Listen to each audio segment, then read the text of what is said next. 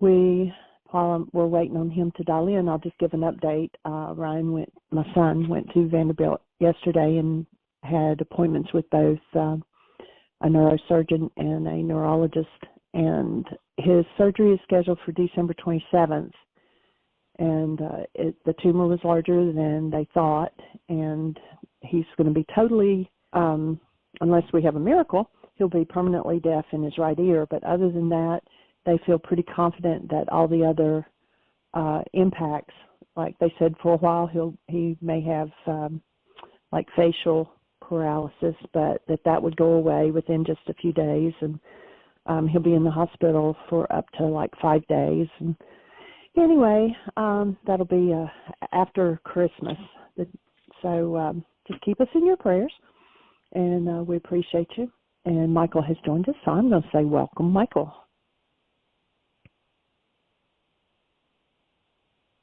Dear heart, and welcome, everybody.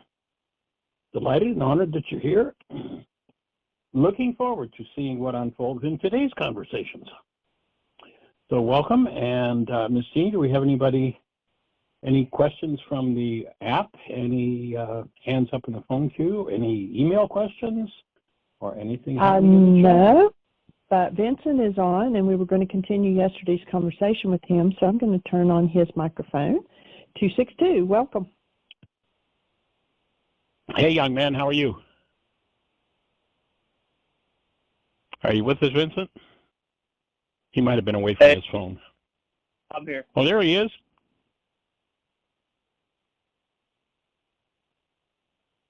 Welcome. Welcome. Thank you. Cool.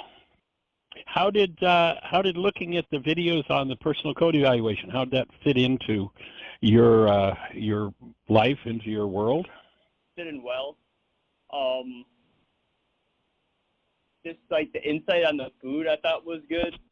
Drinking water, like not when you're eating, the digestion process. Thought that was really good. That's an important one. Yeah. That can literally, just that one piece of information can change everything in physiology. Most people overload their digestive systems with water when they're eating, especially cold water, which shuts down digestion, and then they wonder why they're not absorbing nutrients, why all kinds of things are happening physically. So, yeah, that's an important one. Yeah, especially like you said, like the cold actually decreases digestion as well. So it's like a double negative if you're drinking and it's drinking cold. So like people that drink margarita, their Mexican food, that's like one of the worst things you could do. You got it. Because it's like iced beverage and then it's like super salty food to begin with. Your body's already having a hard time digesting it. So. Right. Yeah. And a triple whammy because also people oftentimes use the fluids they're drinking to wash food down rather than chewing it.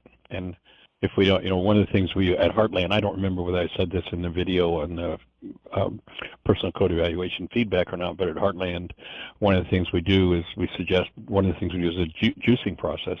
And what I suggest that people do is that they chew their juice and they drink their food. In other words, chew your food until it's liquid. That's the proper time to swallow.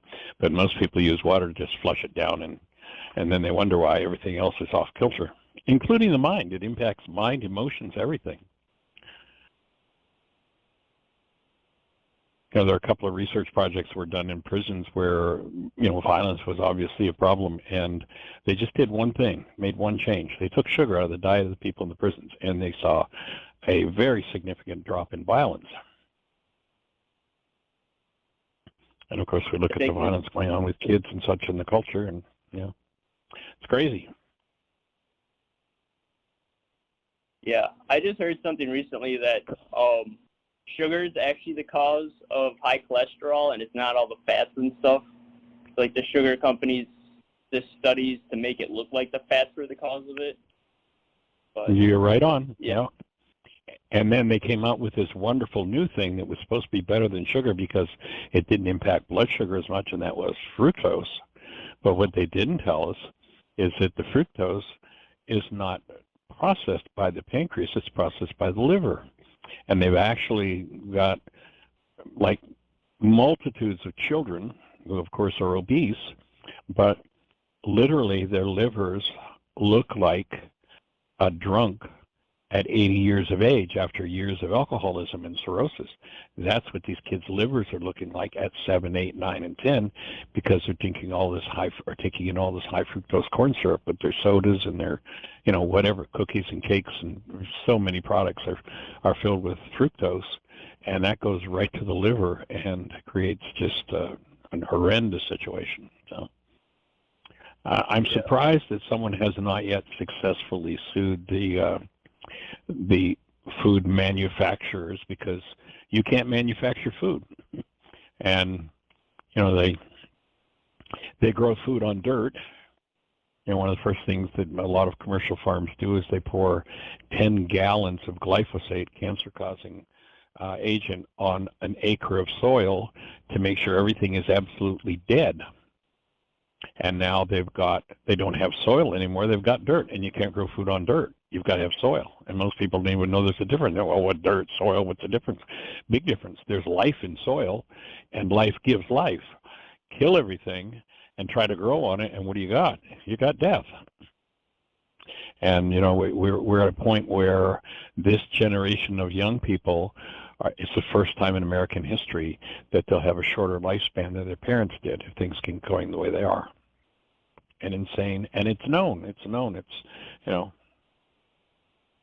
but the buck, the almighty buck. Yeah, that's why, getting back to more organic, growing of foods and getting more in touch with nature and stuff. I think that's a shift that's super necessary. Yep. Yeah. Spending time with your feet on the earth can make a big difference. Just that. Most people, their whole lives, they hardly ever touch the earth with their skin. And when you realize that we live on an energetic planet that's designed to feed us, and we insulate ourselves from that source of energy, then there's so many factors involved. That's in the ancient teachings. They said, "Be holy." It had nothing to do with being down on your knees with your hands folded, as churchianity's made it out to do. It was understand the whole of this energy system and how you interact with it, and make sure that you engage in those things that support life. And by the way, congratulations on your personal code evaluation scores. I rarely see somebody the first time around having scores as good as yours were. So nice work. Yeah, thank you. I still have a lot of work to do, I think. Well, we all do, but you got a good start. You've got an excellent foundation. Yeah. I think my awareness of when I'm getting triggered, I think is going up. It's just identifying what's triggering me and not allowing it to just take place on repeat. So I've noticed that's something in the past where it's I know what's triggering me, but I can't stop it from triggering me. So right, building awareness of what it is and breathing through it and then releasing it. So then when it's happening, I can just breathe through it, and I'm not getting that emotional response because I'm conscious of the whole process. Right. It's pretty awesome. If you would, share with me what you shared when you called, that you'd found my book, and the shift that it made for you in your relationships. It'd be one of the things that this show is about, is to inspire people to go through some of the tough things they're going to have to go through in their healing process. So what you shared, that shift you got, I think that's just very inspiring for anyone that hears it. Yeah, so the shift I got after reading the Why Is This Happening to Me Again, I was having a conflict with my coworker, and I was kind of upset with the situation that was going on, and I had these hostility thoughts, and I just wanted to punish by avoiding and just kind of running away and just neglecting the whole situation. And then I realized what I was doing because I had just read that book, and it made me realize okay, this is not what I want. This is not going to give me what I want. So then I was able to switch back into the loving energy and basically reconcile the situation and make it what I wanted again. That's awesome. So That's just so cool yeah. to pick it up and do that right off the bat. That's pretty awesome. Yeah. And I forget what it is. The famous magician guy, he's like that bald magician guy. He wrote a book called like Passion, Power, Profit. It's like Silver or something. And not familiar with him, but go ahead. One of his chapters is like returning to love. Like when you're out of love, like how fast can you return to love? And that's it. Basically the same concept. Yeah.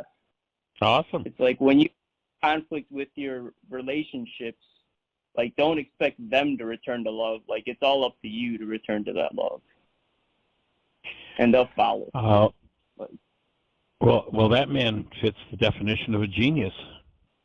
At least my definition of a genius. He agrees with me.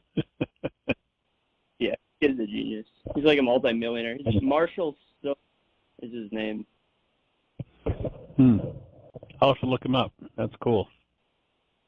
Interesting to hear a magician speaking in those terms. That's pretty sweet. Yeah, I think he does like self-help now too, and like helps people change their lives. I think he's like a hypnotist. I saw him on this podcast one time, and just the way he spoke was incredible.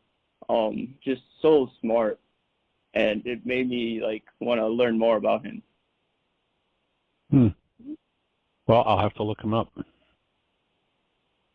Thank you for the lead. Who knows? Learning comes from every corner of our experience, so I appreciate that input. So any questions on the personal code evaluation now that you've gone through the videos and the different assignments and such? I guess so I'm going through assignments with just like the basic like rewording, like when I feel something like this, do this instead, and then like the forgiveness assignments. And then I'm just to go through the course week by week. Like the extra videos, do I need to purchase those? Because it says like the video things. Are those? Oh no, all the videos are there. Everything's included. Jeanie sent you an email, and there should be a list of 89 different videos, I think it is. Yeah. Some to watch those in order? It would be best to watch them in order. Yeah, what you're watching is actually a synthesis of two live codependence intensives. So it's a building process. It starts in, you remember we were speaking earlier about building the brain cells. So it starts with building the base brain cells and just keeps building on itself. So yes, that'd be the way to do it. For like the wake up sheets, if I kind of just go through the wake up sheets in my mind, do you think I still need to write it all down every time? My suggestion would be yes. I actually have a song that I sing to people when they say, "Oh, I do them in my head," and the song is, let's see, who was I don't remember who the artist was, but slip sliding away. The nearer your destination, the more you slip sliding away. What tends to happen when people do them in their heads, one, and I'll speak from my own experience. What I noticed when I do a worksheet in writing is I pay a lot closer attention to thoughts that I would otherwise miss, or when I'm writing it down, that I would otherwise instantly hide from myself. And so that's one reason. There are two reasons to write them. And then whenever I do worksheets, I have a stack of at least 10 or 12 blanks. And in paying attention to thoughts, one leads to another, leads to another, leads to another. And that when I'm doing a sheet and I touch into, oh, this relates to something that happened to me 10 years ago, then I'll start that next worksheet, whatever that was, if I'm in touch with, let's say, just the circumstance or the emotion or the thought disorder or the goal, then I'll start the next worksheet. And Over the years, on average, what I've found is when I do a worksheet, it usually leads me into about 4 other worksheets if I'm really paying attention to the subtle thoughts moving in my mind. So you'll find it beneficial. It doesn't mean don't ever do a one in your mind. That's, just a powerful thing when you notice you're building stress, to cancel the goal, to drop the stress level, and that's one of the things that will tend to keep us in a mindset that works better than those that are based in the hostility and fear power person dynamics.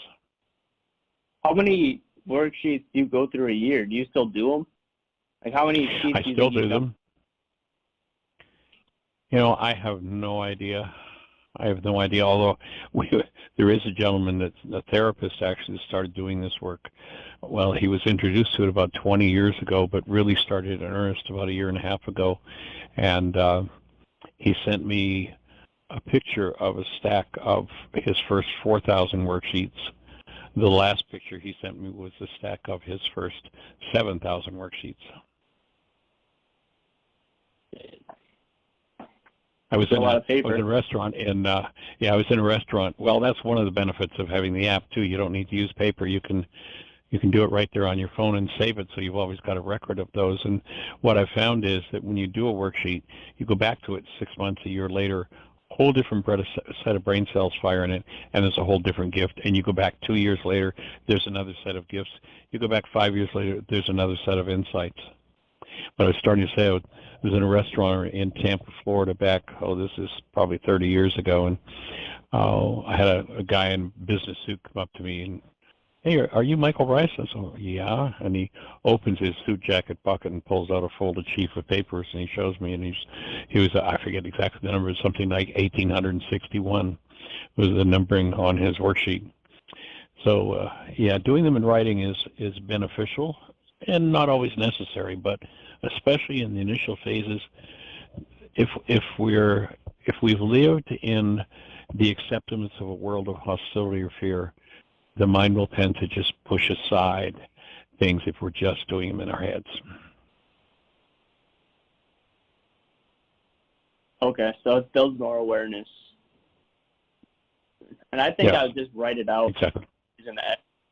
Yeah, actually, I've had several people over the years who just find themselves a notebook, a blank notebook that's comfortable, it's easy for them to write in, that they like the look of and the feel of, and they write out the whole worksheet every time, or at least the skeleton of the worksheet, so they get down to where they've done it, the questions on paper or the steps on paper, and then they basically just write it out or keep a sample, folded in the notebook and use that as a template to follow and write the whole thing out. I've had several people over the years who said that's really enhanced the power of the worksheet for them to do that. Yeah, I think I actually might try that. It'd be a good idea. Go to a big bookstore and get a notebook that's, laid out on the table, open it, that is comfortable to write with and such, one that you really like, and it makes it easier. And I think that's a big piece of the puzzle, is being comfortable while you're doing it. I have a big stack of notebooks here. I take a lot of notes on a lot of things, so. Awesome. That. Very cool. Well, any other questions for you at this point or thoughts? Not at this point. Okay. Well, delighted to connect, and we'll look forward to watching how your process unfolds and supporting you in it. Awesome. Thank you. Glad you're part of the community. All right. Take care. Okay, Miss Jeanie. Do we have anybody else in the phone queue or anything happening in the chat room? It is all quiet. I guess all we is can go quiet back on to the Thomas. Western Front. Let's go back to the Book of Thomas. So I'm just opening the file. Give me 1 second here, if you would.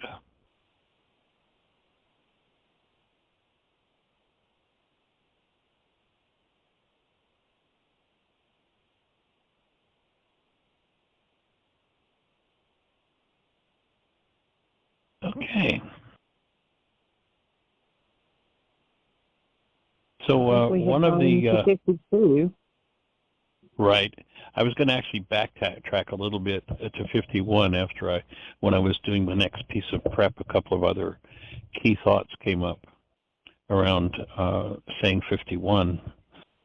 And so the saying in 51 is, on what day will the rest of the dead come into being? On what day will the new world come? He said to them, that which ye await has come, but you know it not. So he's, in essence, explaining that they were asleep, that they missed it, and that his invitation was to function out of the mind that we share rather than out of carbon-based memory. And I had mentioned that the thought, which whenever I return to this thought, it's almost like it's new again. In the scriptures, they talk about how Adam, there's a story of the creation of Adam and Eve, and then Adam, they say, falls into a deep sleep, and it doesn't say a word about him waking up.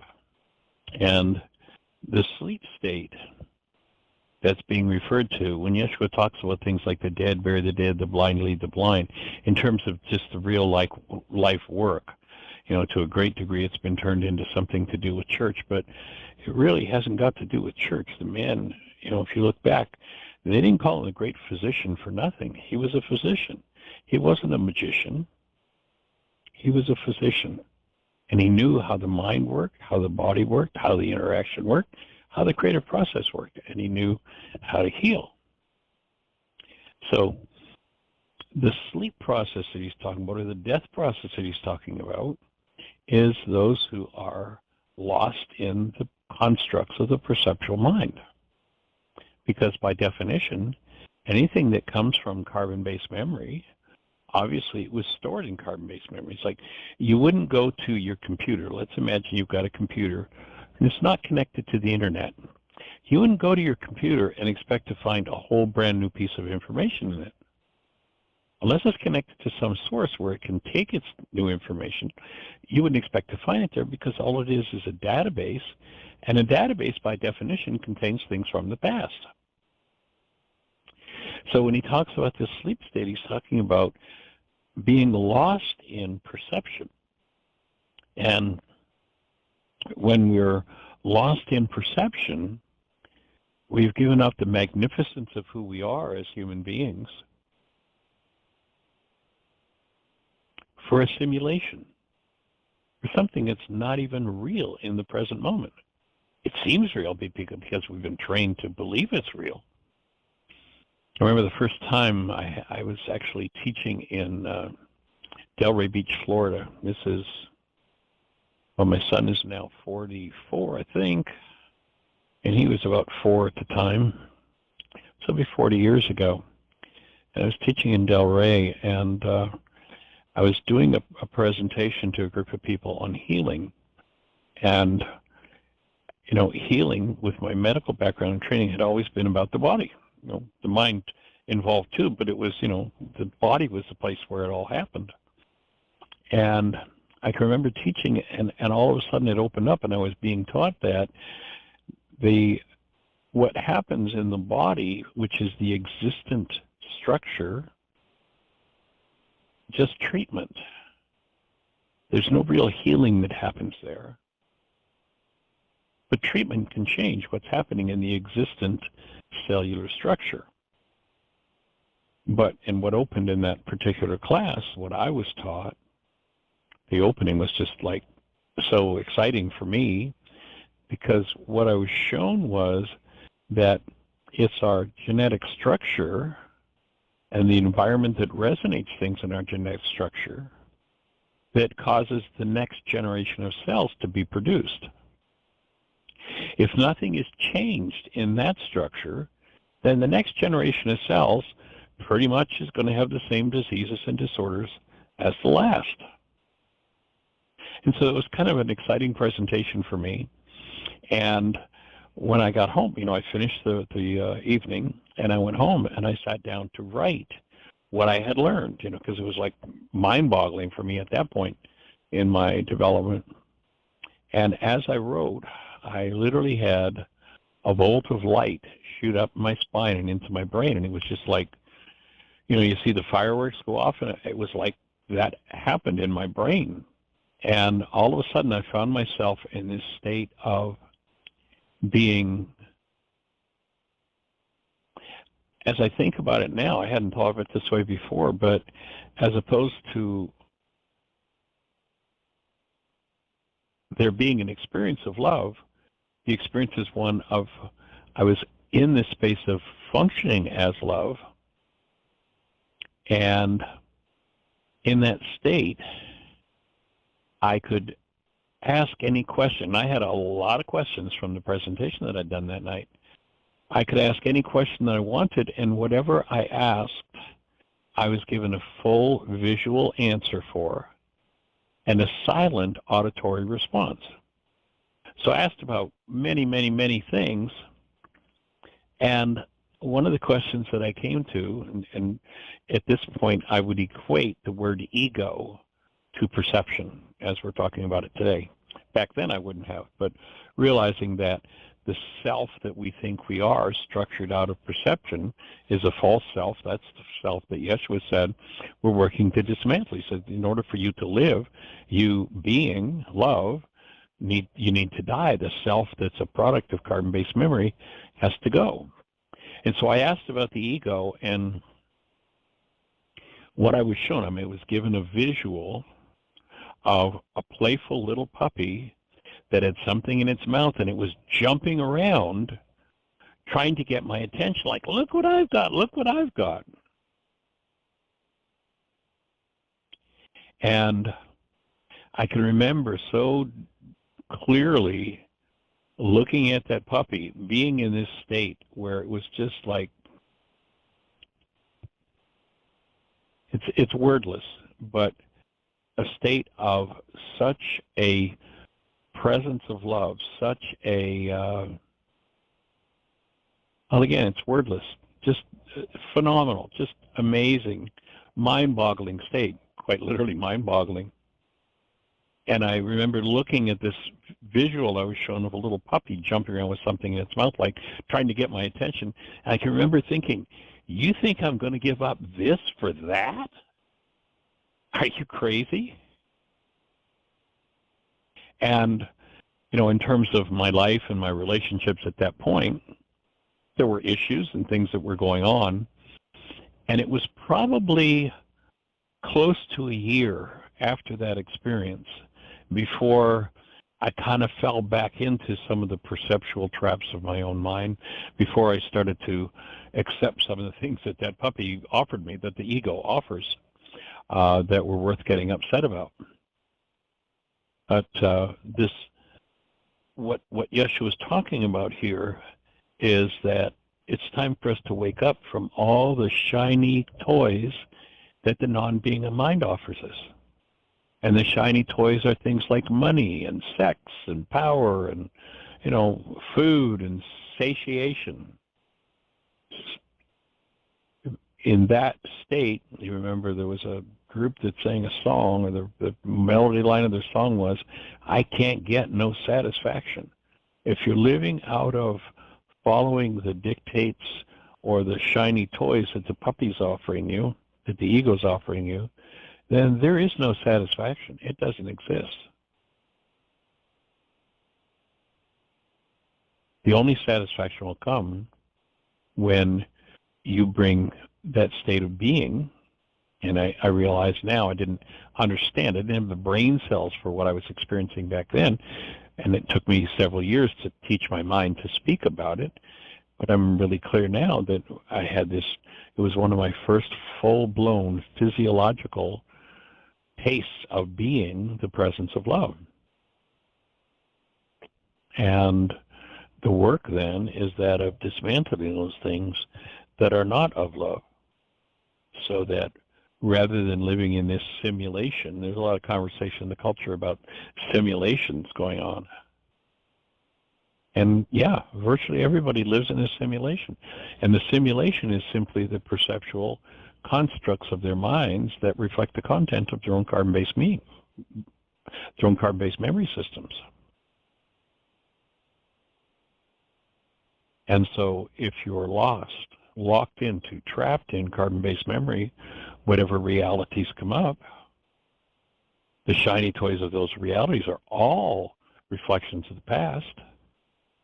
And since we have been taught and developed the skill of denial, when I refuse to own what's in my own carbon-based memory, and of course that the switch that happens there is, rather than owning it, I've always got somebody to blame. And when one is living in blame, denying the ownership of the content of their own minds, then what happens is they hide the content of their own minds, the true content, from themselves. They literally dissociate from that content. And then, out of whatever's moving in them, they hallucinate a picture that literally takes that mind energy and turns it into what we think is out there, literal pictures that we think we're looking at, things that are outside of ourselves. You know, the mind has this interesting ability. Just like a television antenna serves up a signal into the TV and the TV converts it to a picture, carbon-based memory serves up energy signals, mind energy, and the mind has the same capacity as your TV set. It takes those chunks of mind energy and turns them into pictures. If we're honest with ourselves, then we get accurate pictures and we'll know that we're dealing with the content of our own minds. But if we're in denial and we're saying to our minds, they're the reason I'm feeling this, it's their fault, then what happens is the truth in the mind has to be hidden away, put totally into the unconscious. And my offering is, it is unnatural for a human being to have an unconscious mind. We are not designed to have an unconscious. It's a total fabrication. But whatever's moving in the unconscious, if I've got someone in particular that I'm blaming, and I'm in disturbance, it's because I've got a goal that they have refused to achieve for me. And that goal drives my mind to use the dissociated data to build my brain's image of them. And I look at the root of my error or trauma or pain, but it's been turned into a picture of them. They show up in my mind with my problem attached, and I really do think it's their problem. And so when you hear him speaking this particular piece of information, you know, when are the rest of the dead going to come into being? And on what day will the new world come? And what he was essentially saying is, guys, I'm there. I've been demonstrating it to you for a while. You missed it. It's already come. And you're quite welcome to join any moment that you're willing to give up your past. But most people are not willing to give up their past. And the mastery that he had was he had the tools which empowered people to literally delete the content from the past and live in the state of their true being. So you're only, as a created human being, you're only awake when you're living from this mind of love in you. Living from the idea that you're a body or a mind has nothing to do with being actually alive.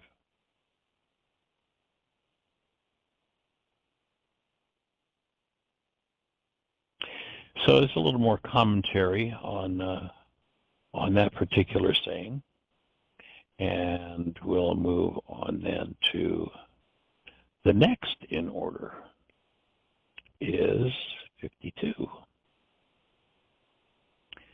This is kind of interesting when you first start thinking about it.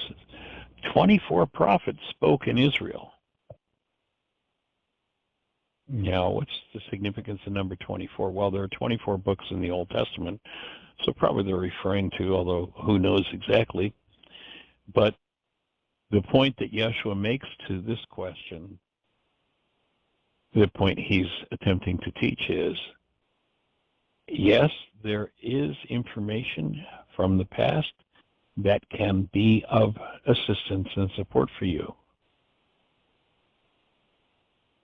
But what's alive in front of you at the present moment, if you're actually living in the present, is far more important.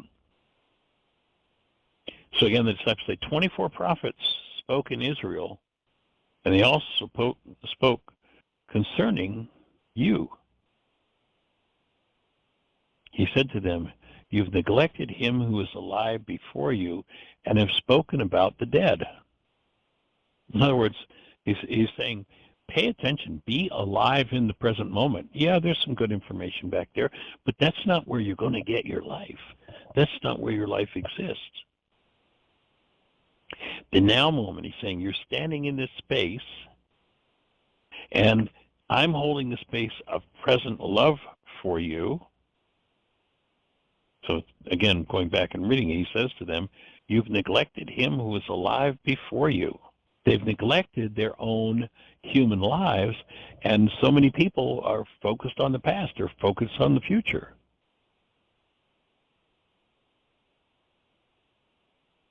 And he's saying, you're in this space with me right now. Remember the time I said to you, let the dead bury the dead? So he's saying your life is not found in the past. It's not found in something that's already dead. No matter how brilliant it was, no matter how instructive it was, it's dead. And the key transformer of a trauma-based life, or a life, or a pseudo-life lived out of carbon-based memory, is the conscious active presence of love. You know, there were several names of the Creator in the ancient scriptures. One of them was truth. Truth, energetically, speaking from an energetic perspective, truth we could define as that which is, and it was another name for the Creator. So if I come to the creation willing to be with truth, then the energy of the actuality, truth, will enter me and transform me if I'm in that space of willingness. So truth and the active presence of love itself will transform you, and that only comes from the present moment experience. Carbon-based memory, an event happens in the world. Carbon-based memory is resonated into activity, and carbon-based memory makes up a picture. The picture is nothing but a reflection of the firing of brain cells. So, and this is a powerful lesson in the Course in Miracles, what is a picture in the mind but a symbol of something true in the present moment? And you can only get that from the present moment. You know, there's a reason they call it the present, because whenever you're there, there's a present, there's a gift. And it is the presence of active love. And if you will just be with that active love in this very moment, rather than, oh, I got some old books from somewhere in the past.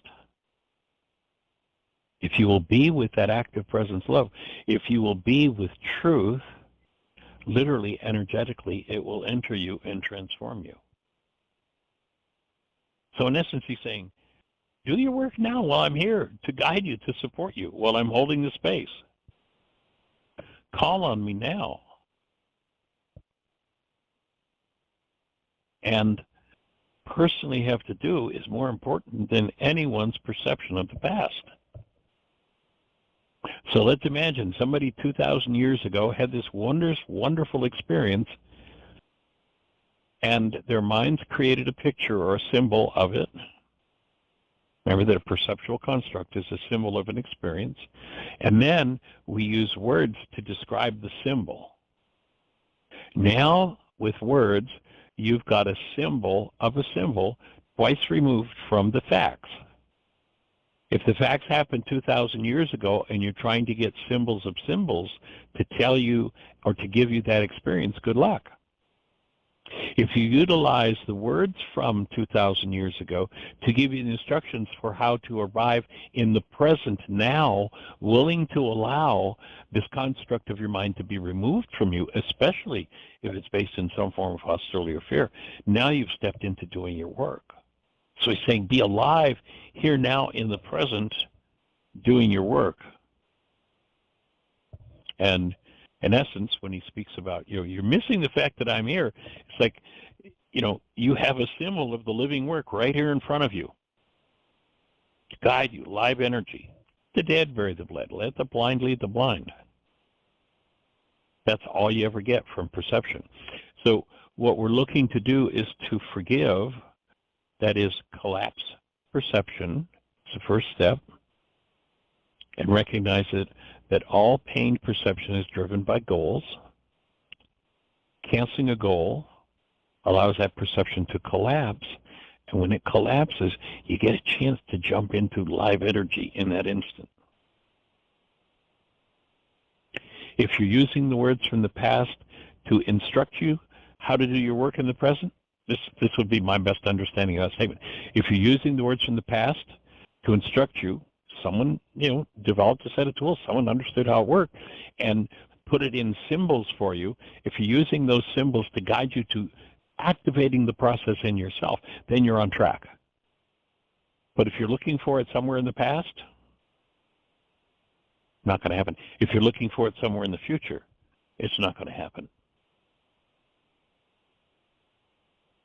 And it is 1:43, so before I go on to the next statement, let's just check out and see if you're out there in listener land. Our call-in number, if you're on one of those stations that's syndicated where we can't see you, our call-in number is 563-999-3581. If you call that number, you'll be listening to the show live on your phone. And then if you push 1, that'll raise a hand in the control panel, and we'll be having a conversation. So, Ms. Jeanie, do we have anybody in the phone queue with a hand up? Anything happening in the chat room? Or do you have any thoughts to share? No, and it is all quiet, so just gotta keep going. Okay, well, let's go to the next one then, 53. His disciples said to him, is circumcision profitable or not? He said to them, where is it profitable? Pardon me, were it profitable, their father would beget them from their mother circumcised. In other words, if something that happens in your physiology were going to be profitable, doing something to your physical self, like mutilating a child, if it were going to be profitable, you'd have come from the womb with it already done. It's become a big thing in the culture as a symbol that makes one stand out. But the real circumcision is not about cutting the foreskin of a baby boy, of having a man hold power over him and also enforcing that his first experience with his genitals is going to be quite painful and someone else hurting and harming him. Pretty bizarre practice when you think about it from that point of view. But he goes on to say, but the true circumcision in spirit has proved entirely profitable. It has found its usefulness altogether. So the external idea of circumcision, he's saying, which was a strong thing in the Jewish tradition, may have had a meaning as identification of a particular group of people in the past. But the circumcision that's really important is the cutting away of that which never belonged in the human energy field.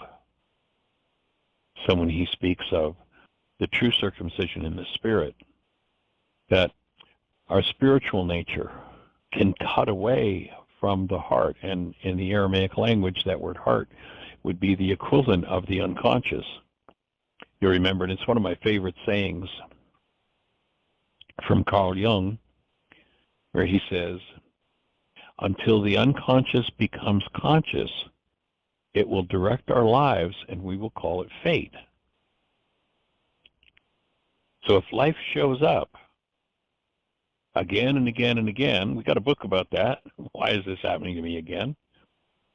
If life shows up and is doing the same thing over and over again, and you're suffering in your perceptual mind or in your physiology, then the forgiveness process is a way, live in the moment, to go into your heart, your own unconscious, and out of your spiritual nature, out of your awake mind, which again would be called the mind of Christ in you, you start to cut away those things, to forgive, to remove those things that don't belong.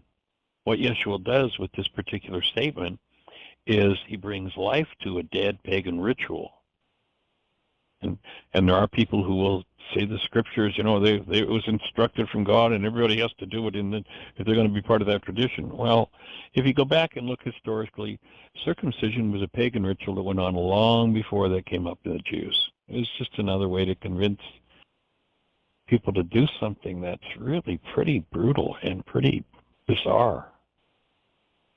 I feel so blessed when my son was born that I didn't have the knowledge of it as I do now, but that I at least had enough awareness to refrain from doing that, even though I came from a tradition. My family system was, not Jewish, but the tradition was circumcision is what you did.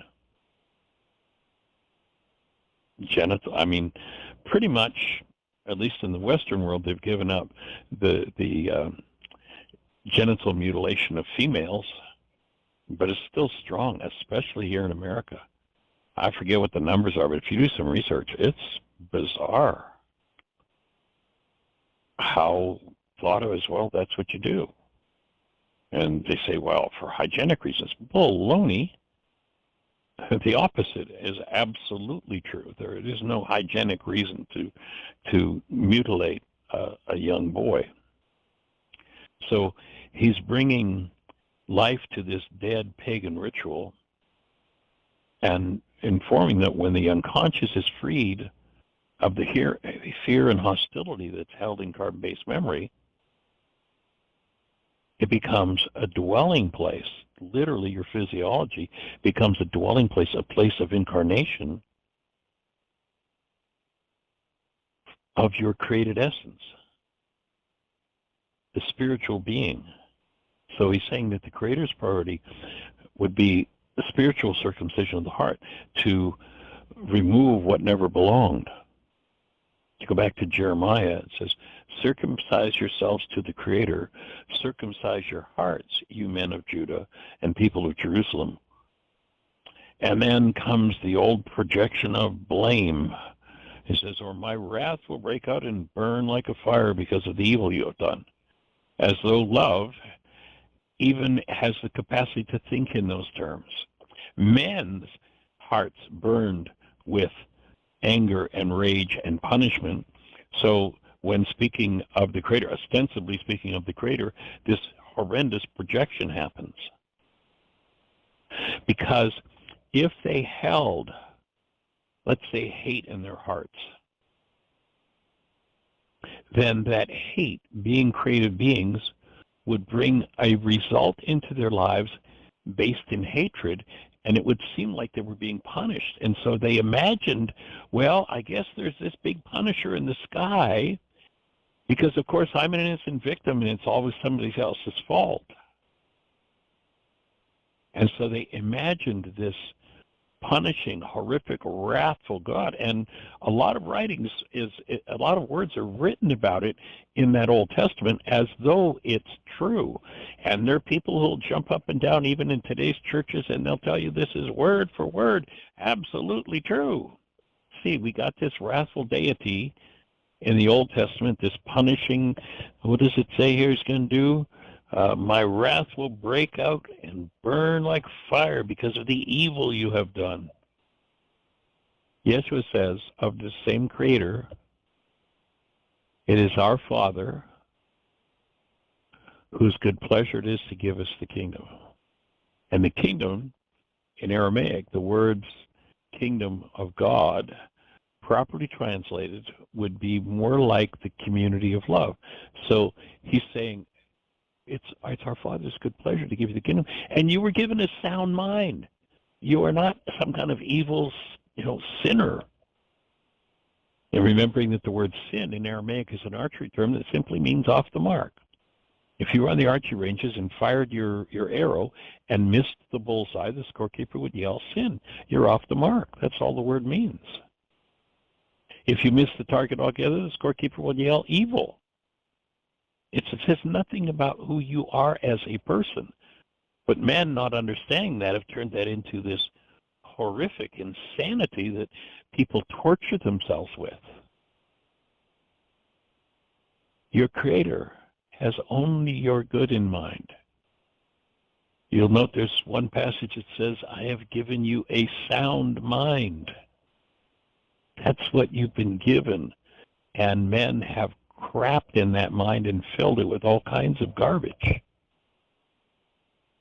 And so this circumcision that's being spoken about, the real circumcision, is to remove those false beliefs that are held within the mind, to cut them away, to literally apply forgiveness to them.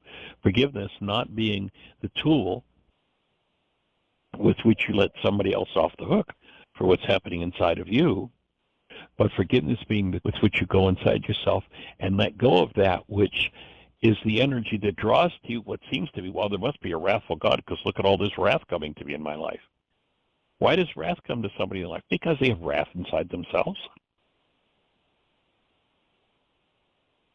And so resonance draws experiences. And so it's time to give up this blame game. And then saying 54. Oh, I'll check with you, Jeanie. Anybody with a hand up? Anything happening? We just down to the last 7 or 8 minutes. Miss Belinda has hello. her hand up. Oh, awesome. Let's say hello to the young lady. We haven't heard from her for a while. You're on the air. Hello. Welcome, young lady. How are you? Horizontal. Say I'm again? getting better. I said I've been mostly horizontal. And yesterday we had enough weather conditions that I couldn't get on the phone during the show because the tower wouldn't pick up our signal, or we couldn't pick up its signal or something.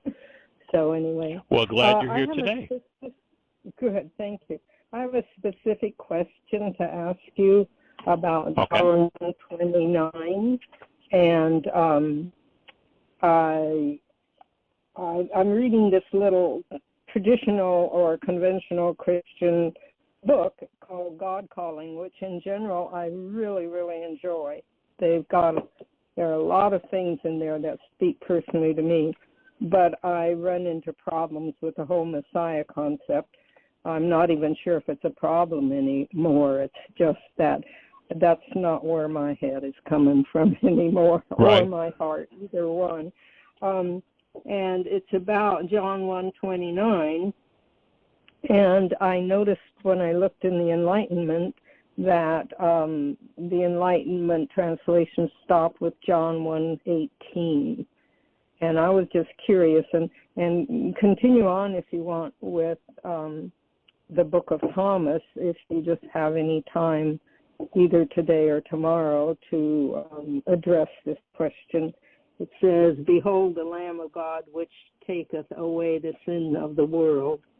And that's 129. And I just was wondering if the translators had come to that yet. There was so much controversy because of when they were translating and all of the threats that got sent to some of the translators that they just didn't want to touch it at that time.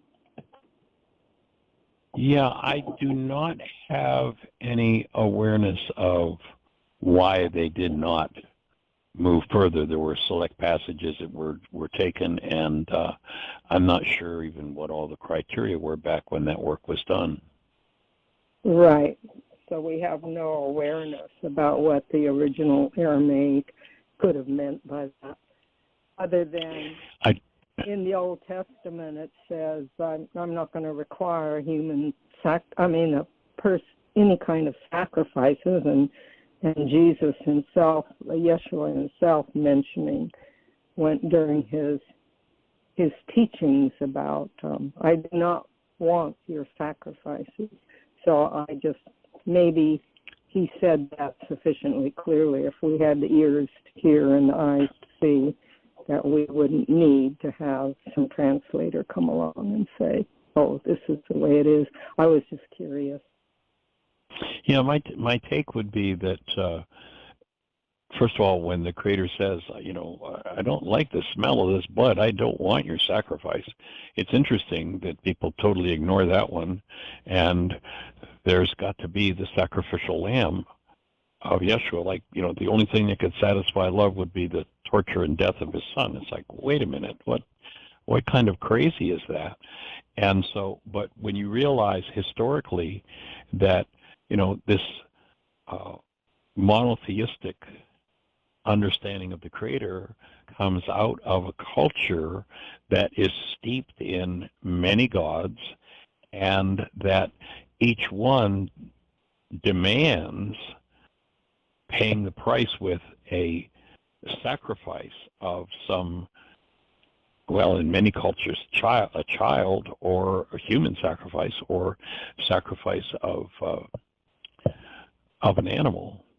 And finally, later in the Old Testament, it comes up like, I don't want that. I can't stand that smell of those dead bulls, that blood. That's horrible. And, it's been ignored. And so there's still this desire to have something, the only thing that could satisfy love would be the death of something. And that, idea hangs around.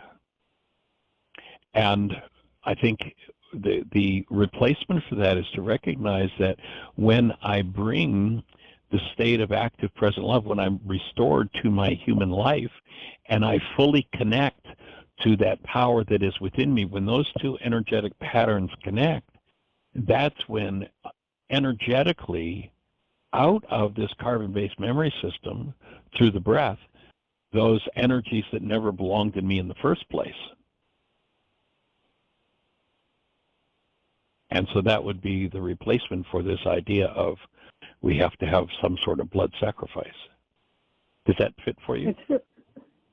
Yes, and here's a thought that just sprung up in my mind, was the whole Cain and Abel story. It seems really reasonable that at that time that God was saying, if you do the sacrifice stuff, you'll get a certain outcome.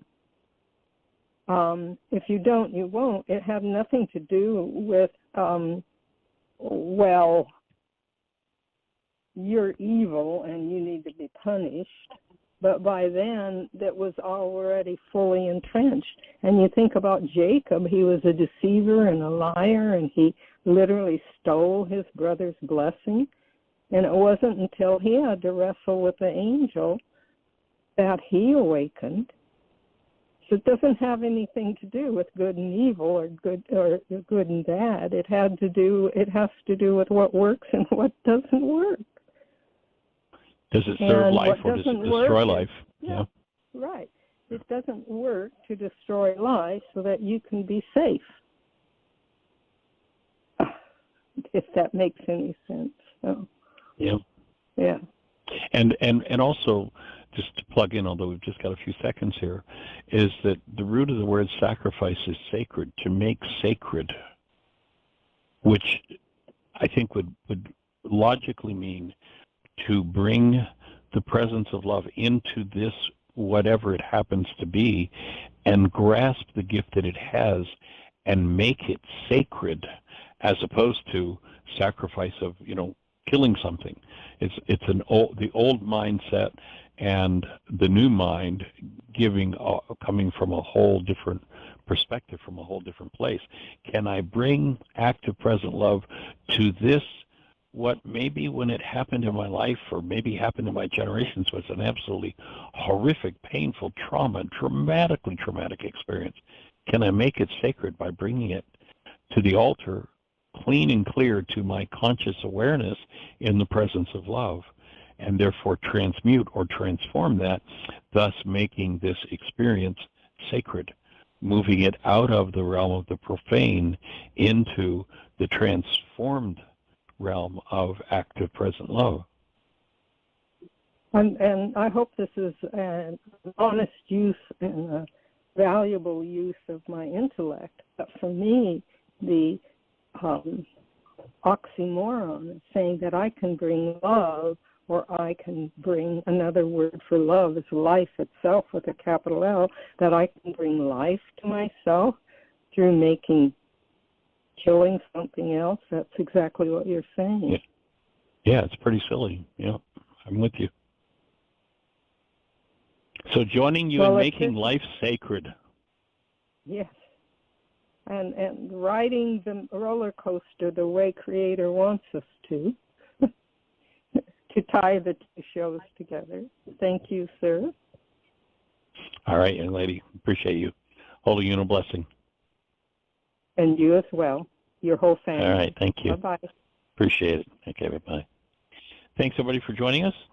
Create the best year yet of your eternal life. It's an honor.